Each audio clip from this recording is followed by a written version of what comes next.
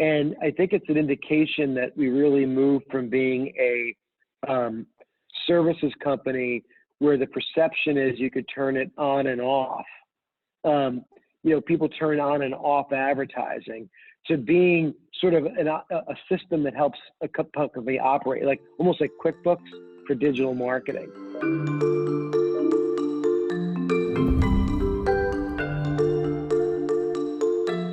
Part one of my conversation with Christopher Marentis of Surefire Local.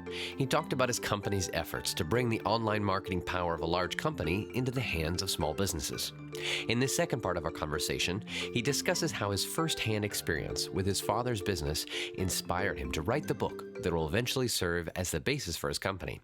And he takes us deeper into the future of marketing, offering some important insights on what to expect on the road ahead.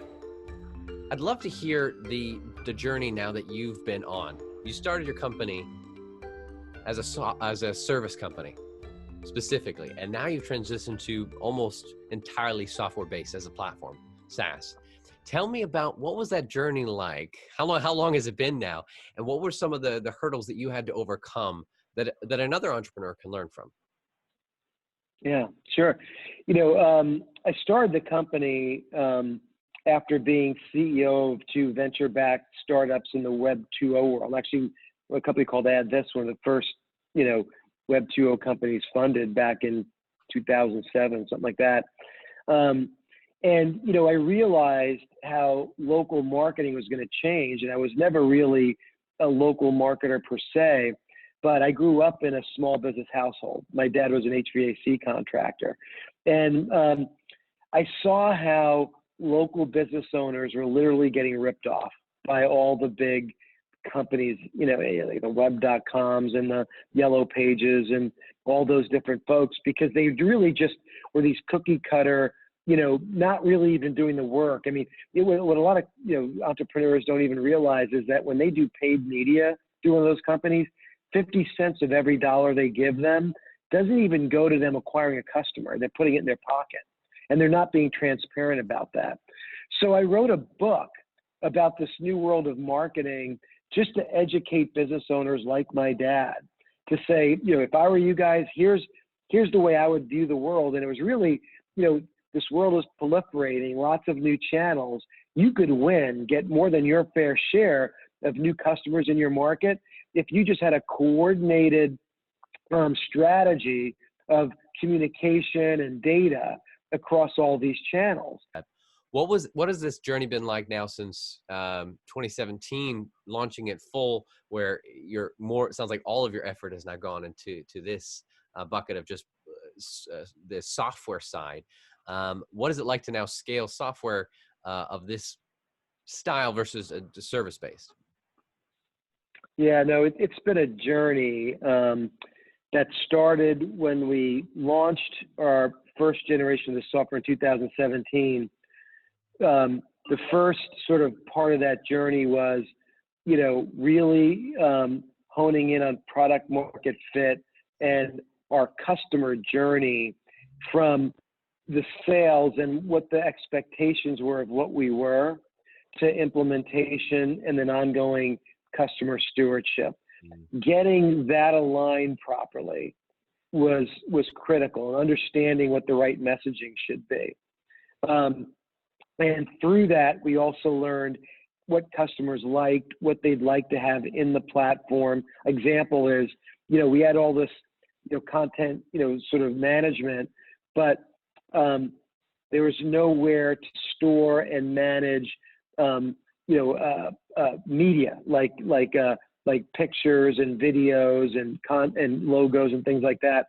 So, the next generation, we launched a gallery in it, so there's a lot of improvements and enhancements that really made this very useful. We learned from that customer. So getting that product market fit right. Then once we knew we were launching the next gen product in September, probably the spring of last year, we started completely revamping our entire marketing and sales operations and leadership, so that we really started marketing as a product company and creating a flywheel and efficiency of customer acquisition is really critical in a SaaS business to make it work. And we just completed that literally, Q1 of this year. So now we're really starting to gear up to actually grow in an exponential way over the next year or two. Hopefully as the COVID thing starts to kind of go the other way. On that topic of how do you see this environment that we're in, how do you think it will affect both the local businesses that you're working with as well as a technology and platform provider? Well, it's interesting. For us, one of the things, we did not have that much in terms of customer pauses or reductions. We had some, but not nearly as much as our scenario planning when this thing first hit thought we might. And I think it's an indication that we really moved from being a services company where the perception is you could turn it on and off. People turn on and off advertising, to being sort of a system that helps a company operate, like almost like QuickBooks for digital marketing. And you could see that in our numbers, year over year and such. So that was really, really interesting. In terms of, customer acquisition, I actually think this is a big opportunity for us as we come out of this to actually take market share from others, because there is a lot of frustration. And, in fact, one of the things, on our website you would see is an agency antidote, and playing around with this idea of agency antidote. Not that agencies are bad inherently, but there's a frustration. And that's why there's a lot of churn in this industry, that they don't feel like they understand what agencies do for them. Looking forward here of the future, what kind of tech innovations do you predict we'll see in the near term, like the next year or two, and a little bit longer, like 5-10 years from now? Yeah, well, I think that it's sort of talked about a lot, but I think AI that's going to create more and more automation. Automation is because people are time starved and they want to get more efficient. So automation through AI is going to be a bigger and bigger part of where things are going in the future. And the key to doing that is having data that's accurate data, because otherwise AI doesn't work. And that's where we think we have a sort of a moat around our business and opportunity to deliver value to customers. The other thing I think is going to be around virtual reality or augmented reality. I think it's going to change a lot of different categories in a lot of different ways, from how you present, to your customers, meaning my customers,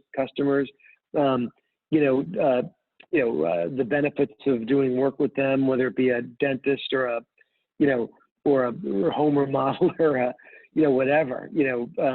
I think it's going to just change a lot of the way people think about augmented reality from a gaming perspective, but it's really going to have huge business implications. It's going to take a while, but we're talking the next 5 years, that's going to be a big piece of it too. I love that you paint the picture of AR and VR, because I'm 100% with you that it's the new, more immersive way to learn and connect and understand. If anything, today's environment where we have to be at distance, we're leaning more on technology. To close out, last question: is there any books that you've read over the years, or podcasts or audiobooks or insights, places that you found good insight as a leader to grow your business and to grow as a business owner? There's a lot of different places that, but, I was talking about this with someone else recently, and it was really related to, it's actually another entrepreneur who wanted advice about growing the business and such. And, if you're a business, whatever business you're in, a lot of people focus on marketing and sales first. And it's really around the product. And there are people out there like Seth Godin, who, if you read his newsletter every day, it's sort of a really brief little thing. It really is around delighting your customer, whatever that customer is, whatever you're about, and everything in that customer journey delights it, So, there's a lot of different, content and materials you could get on that, but that's sort of what I've been obsessive about recently. Have you seen a company using AI, machine learning, or other technology to transform the way we live, work, and do business? Go to uptechreport.com and let us know.